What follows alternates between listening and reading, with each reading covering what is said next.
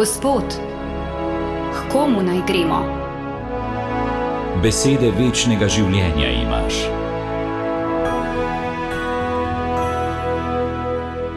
Spoštovane poslušalke in dragi poslušalci Radia Ognjišče.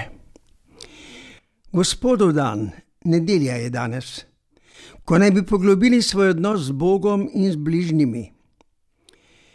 Obhajamo pa tudi rožnovensko nedeljo, prvo v mesecu rožnega venca.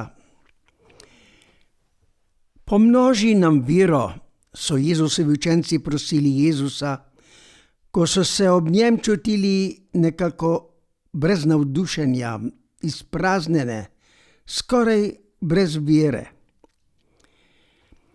Vero hranimo in poglabljamo z molitvijo. Molitev je najzgovornejša potrditev vere. Človek duhovno dozori, ko se spopade z vprašanjami svojega izvora in poslednjega cilja človeškega življenja in zlasti trpljenja v vseh oblikah. Vera niso le neki obredi, še manj običaji, izročila.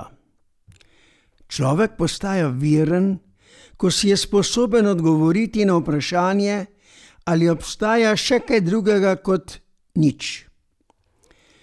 Tu se šele začenja prava vera. Vera je najtolažilnejše odkritje.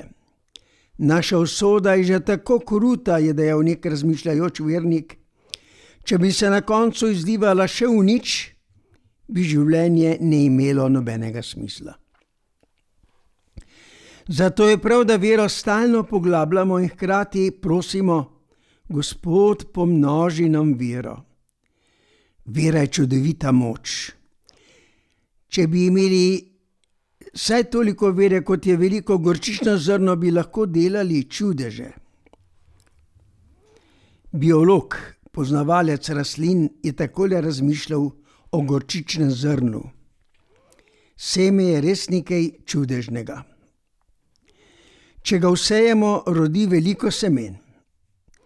Ko bi drugo leto od teh semen odgnalo samo 100, bi bilo tretje leto 10 000, peto leto 100 milijonov. V 10 letih bi bila že zemlja premajhna za potomstvo enega samega gorčičnega zrna. Ta primerjava kaže na neizmerno moč vere, ki prestavlja murve, ki so velika drevesa, prestavlja celo gore. Za tako vero pa je treba veliko moliti. Šele takrat vera začne spreminjati človeka iz brezciljnega životarjanja do neslutenih višin večnega življenja. Sestra sveta Faustina Kovalska, ki to nedeljo goduje, je v svojem dnevniku zapisala: Molitev je moč in sredstvo za porajanje ljubezni do Boga. V mesecu oktobru, mesecu pomnožene molitve zlasti rožnega venca, v svetem letu prosimo za poglobitev vere in duha molitve. Pomnoži nam vero, Gospod, da bomo postavili odnos s teboj na prvo mesto. Pomnoži nam vero, podpri odločitev, da bo molitev spet slišati po vseh domovih, v katerih je v zadnjem času umuknila. Pomnoži nam vero in utrdi prepričanje, da nas ljubiš in da je samo tvoja beseda resnica in pot do polnosti življenja in sreče, po kateri vsi hrepenimo. V molitvi pa moramo vztrajati, a smo velikokrat podobni preroku Habakuku, o katerem govori prvo nedeljsko berilo. Habakuk je v svoji molitvi spraševal Boga: Doklej, Gospod, bom klical na pomoč in me ne boš poslušal? Vpil k tebi zaradi nasilja in ne boš pomagal. Vsak izmed nas ima od časa do časa podobno izkušnjo. Boga prosimo za zdravje, za bližnje, za mir na svetu, za nove duhovne poklice in včasih se nam zdi, da nas Bog ne usliši. Naj nam bo to lažbo, kar so iz izkušnje ponavljali mnogi svetniki in mistiki, da nobena naša molitev ni brez sadov in da Bog sliši naše klice. Tudi najbolj tiho vzdihovanje srca je Bogu znano. Božji odgovor je jasen, pravični bo v svoji veri živel. Prositi pa moramo v Jezusovem imenu. V Jezusovem imenu prosimo, če prosimo tako, kot bi na našem mestu prosil sam Jezus.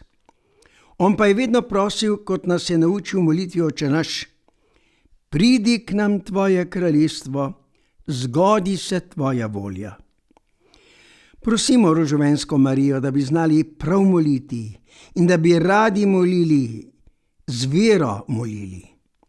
Prosimo jo predvsem, kot poje pesem: Vere katoliške, drage svetinje, varuj, ohrani z mogočno roko in svojo priprošnjo. Lepo nedeljo vam želim, dragi poslušalci in poslušalke, in vas blagoslavljam v imenu Očeta in Sina in Svetega Duha.